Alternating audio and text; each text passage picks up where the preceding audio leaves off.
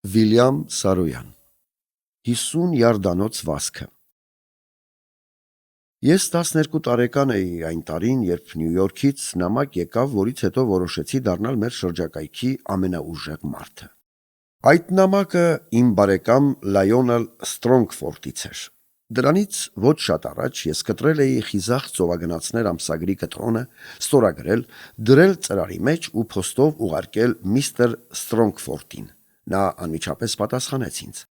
Անկեղծ հիասմունքի հասնող խանդավառությամբ նա գրում էր, որ իբր ես անկասկած բացառիկ խելքի տեր եմ, որ իմ մեջ հսկայական հնարավորություններ կան եւ ի տարբերություն սովորական միջակ մարդկանց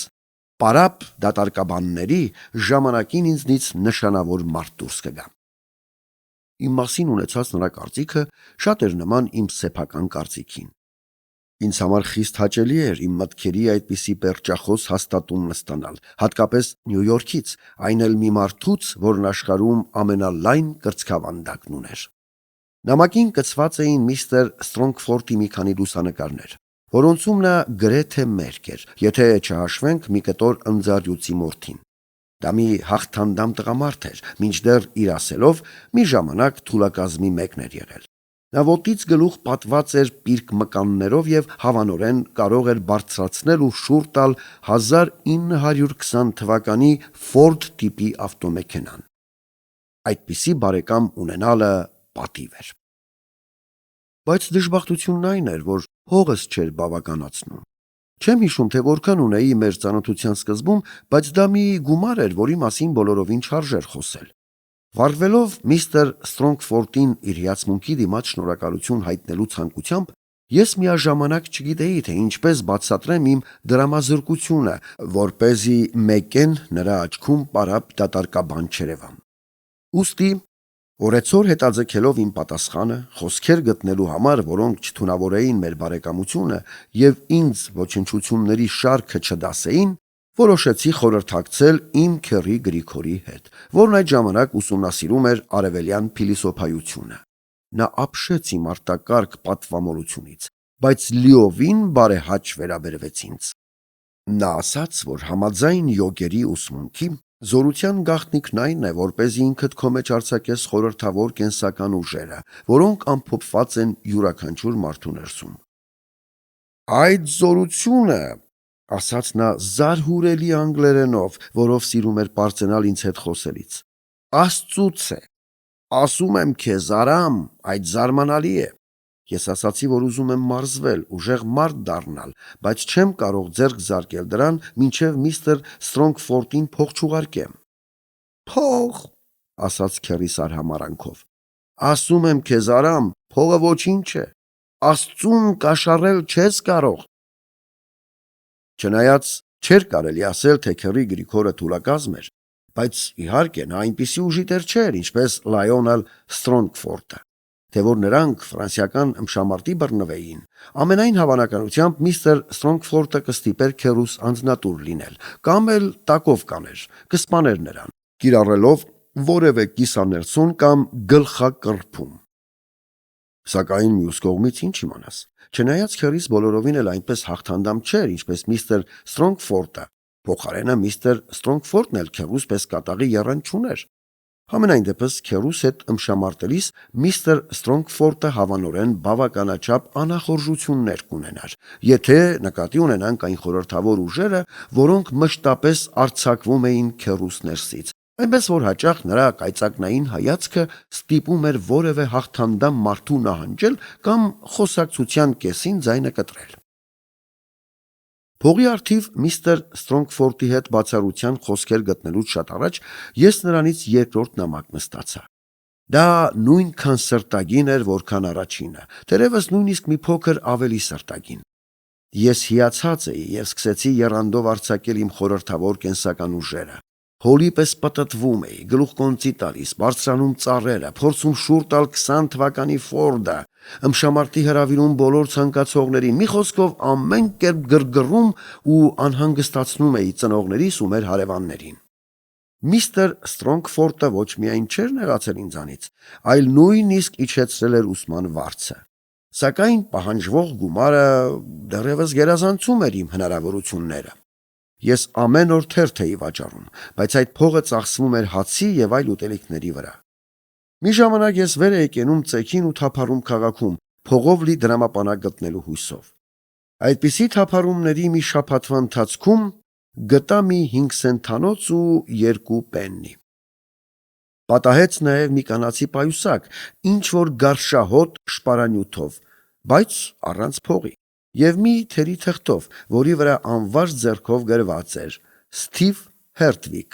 Վենտուրա ավենյու, տուն 3764։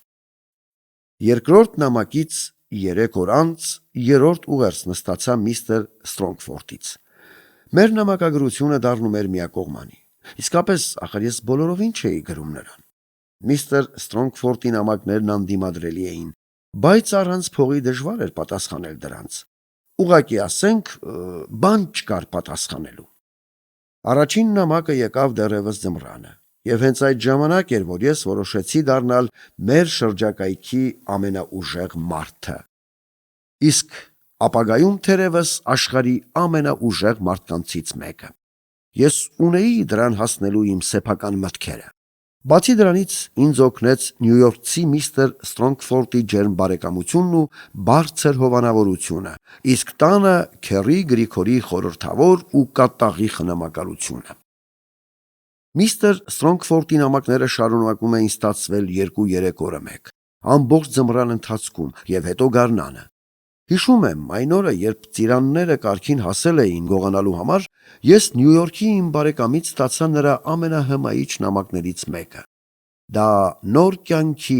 գարնան, հոգեկան վերածնունդի, թարմ ուժերի, նոր վճռականության եւ շատ այլ բաների մի հիմն էր։ Դա իսկապես որ հոյակապ մի ուղերձ էր։ Հավանորեն նույնքան գեղեցիկ, որքան ուղերձ հռոմեացիներինը կամ էլի դրա նման մի բան։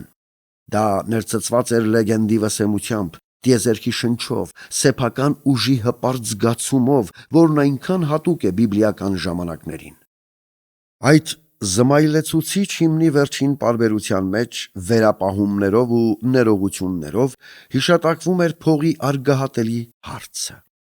Նախկինի համեմատությամբ գումարն իջեցված էր մի քանի անգամ, իսկ միստր Սթրոնգֆորթի ծրագրերում, որոնք վերաբերում էին իմ լիակատար ոչնչությունից ահավոր ուժի ու կանանց աչքում բացառիկ գրավչության հսկայի վերափոխվելուն, Երևան էր եկել ինչ-որ նորություն։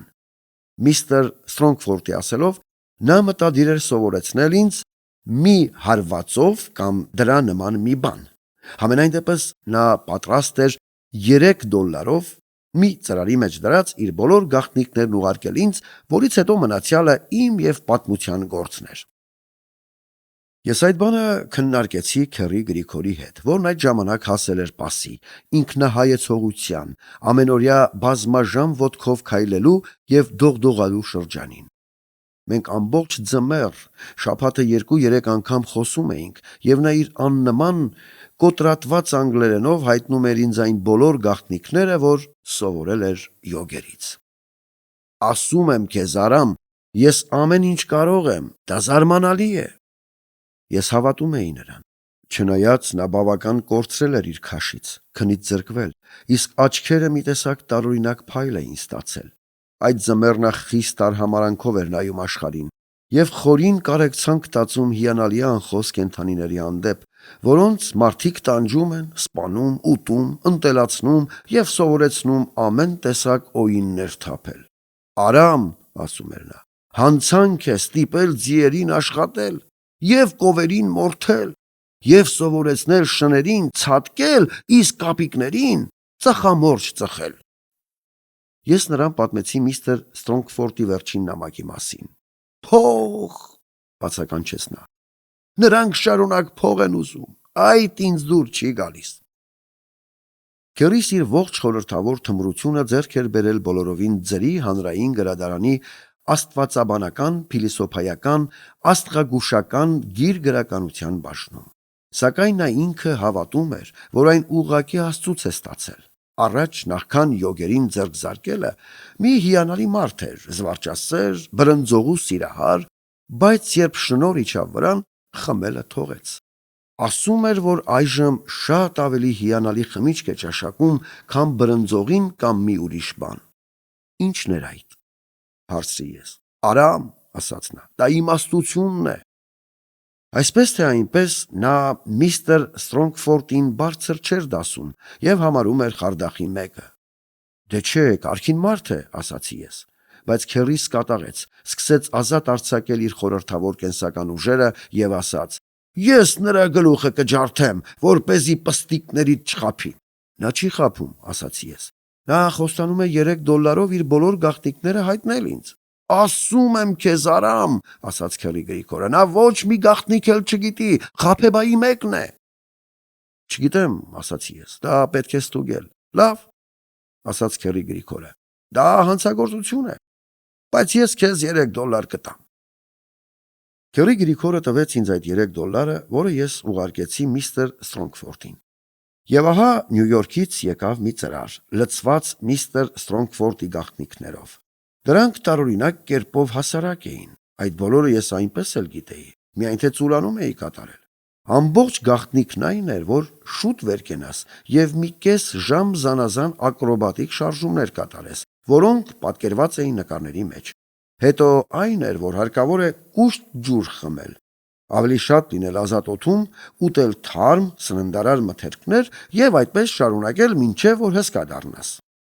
Ես թեթև հիասթափություն ապրեցի, որի մասին եւ մի կարճ քաղաքավարի նամակով հայտնեցի միստր Սթրոնգֆորդին։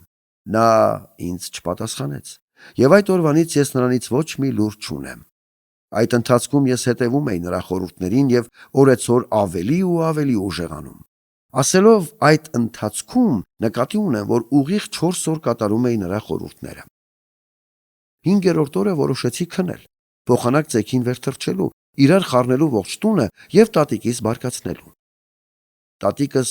կիսախավարում արթնանում էր ու բղավում, որ ինձանից երբեք առևտրական դուրս չի գա։ Հետո նորից էր ննջում։ Արթնանում ու բղավում, որ մի թագավոր 3 տղա ուներ, ավակը խելոք էր հոր նման, միջնեկը խելքը թռցրել էր աղջիկների վրա, իսկ կրծերը հավի պես անխելք էր։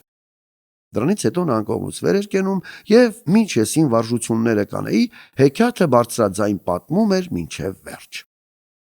Հեքիաթը սովորաբար կոչ էր անում ինձ խելամիտ լինել եւ ամեն օր մութուլուսին չարթնացնել տատիկին։ Սովորաբար միշտ այդպիսին էր լինում խրատականը, չնայած հեքիաթը կարող էր լինել թագավորի 3 տղաների կամ իրար նման 3 հարուստ ու ագահ եղբայրների, կամ 3 քույրերի, կամ 3 հանելուկների, կամ 3 ճանապարհների, կամ էլ դրանց նման բաների մասին։ Սակայն այդ ամենը ոնց որ քամուն ասած, որովհետև քունը գլխիս ես իմ ակրոբատիկ վարժություններից ավելի մեծ բավականություն չէի ստանում, քան ինքը տատիկս։ Քիչ առ քիչ ես հասկացա, որ այդ ամենը պարզապես անմտություն է, եւ Քերրի Գրիգորը միանգամայն իրավացի էր միստր Սթրոնգֆորդին տված իր գնահատականում։ Այնպես որ ես մի կողմ դրի միստր Սթրոնգֆորդի սիստեմը եւ անցա իմ սեփական սիստեմին, որն ընդհանուր գծերով հանգում էր հետեւյալին. իզուր չափից դուրս չջանալ եւ դառնալ շրջակայքի ամենաուժեղ մարդը առանց ամեն տեսակ հուզմունքների ու վարժությունների։ Այդպես էլ վարվեցի հետագայում։ Այդ գարնան Լոնգֆելոյի անվան դպրոցը հայտարարեց սպորտային մրցություններ, դպրոցը դպրոցի դեմ։ Ահա թե ես որտեղ կարող եմ ինձ ցույց տալ, մտածեցի ես։ Համոզված էի, որ սպորտի բոլոր ձևերում առաջին տեղերը ես կգրավեմ։ Այսպես թե այնպես, թեթև ատլետիկայի մասին մշտական մտածմունքներս վերածվեցին անհանգիստ սպասման, որ տևում էր օր ու գիշեր։ Մրցումներից դեռ շատ առաջ ես արդեն հարյուրավոր ու հազարավոր անգամներ կատարել էի 50 յարդանոց վազք, թռիչք երկարություն, թափառած եւ տեղից, թռիչք բարձրություն, բոլոր դեպքերում հաղթելով մրցակիցներիս։ Իսկական յոգին արժանի ներքին գերագույն այդ լարվածությունը մրցումների օրը փոխարկվեց տենդի։ Վերջապես հասավ այն րոպեն, երբ ես եւ 3 ուրիշ ատլետներ, որոնցից մեկը հույն էր, պետք է դուրս գայինք մեկնարկ, պատրաստվեինք ու վազեինք։ Եվ ահա ես, աչքերս կկոցելով, առաջ նետվեցի այնպիսի արագությամբ, որպիսին ատլետիկայի պատմության մեջ տեսնված չէր։ Ինձ թվում էր, թե դեռ երբեք որևէ մարդ այդպիսի արագությամբ չէր վազել։ Երևակայությանս մեջ ես արդեն 50 անգամ վազել անցել էի այդ 50 յարդը, նախքան աչքերս կբանայի համոզվելու համար, թե որքան ետ եմ թողել մնացած վազողներին։ Այն, ինչ տեսա, հիրավի ապշեցրեց ինձ։ 3 տղաներն էլ 4 յարդով առաջ էին անցել ինձնից և արագորեն հեռանում էին։ Դա ինձ համար անըմբռնելի էր, անհավատալի, բայց այդպես էր։ Երևի տեղի էր ունեցել ինչ-որ սխալ, բայց ոչ, նրանք իմ առջևում են և գնալով ավելի են հեռանում։ Ինչ արած, դա նշանակում է միայն, որ ես պետք է աչքերս բաց առաջ անցնեմ նրանցից ու շահեմ վազքը։ Այդպես էլ կանեմ։ Սակայն անհավատալի բան, չնայած իմ բոլոր ջանքերին, նրանք շարունակում էին ավելի ու ավելի հեռանալ։ Ես կատաղեցի և որոշելով այդ անամոթներին իրենց տեղը ցույց տալ, սկսեցի ազատ արձակել խորհրդավոր կենսական ուժերի այն ողջ պաշարը, որ ունեի իմ տրամադրության տակ։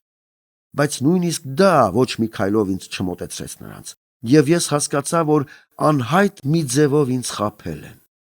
Թող այդպես լինի, որոշեցի ես։ Եկե,